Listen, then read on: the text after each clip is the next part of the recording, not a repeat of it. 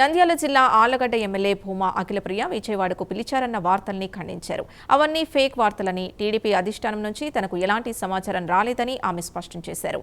2 ఏళ్ల నమ్మకం కార్యక్రమంలో బిజీగా ఉన్నానని, ఈ సమయంలో పిలిచే అవకాశం లేదని అఖిలప్రియ అన్నారు. బోండా ఉమా ఇష్యూతో తనకు లింక్ చేయడం సరికాదని ఆమె తేల్చి చెప్పారు.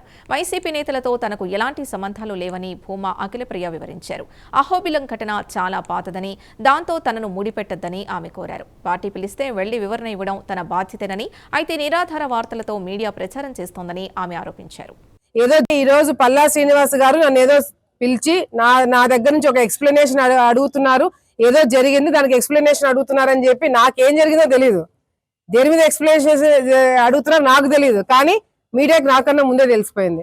అంటే నాకన్నా ముందు పల్లా శ్రీనివాస్ గారు ఏమన్నా మీడియా ఒకళ్ళు ఫోన్ చేస్తారేమో నాకు తెలియదు, కానీ మాకైతే ఏం ఫోన్ చేసి వచ్చి నాకు ఎక్స్ప్లెనేషన్ ఇవ్వమని ఎవరైనా అడగలేదు.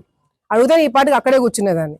ఏమంటే కేవలము బోండా ఉమా గారి ఏదైతే ఇన్సిడెంట్ జరిగిందో దాన్ని పక్కన పెట్టుకొని నాది కూడా ఫోటో పక్కన పెట్టి ఆయనని నన్ను పిలుస్తా. ఆయన చేసిన దానికి నేను చేసిన దానికి ఏమైనా సంబంధం ఉందా?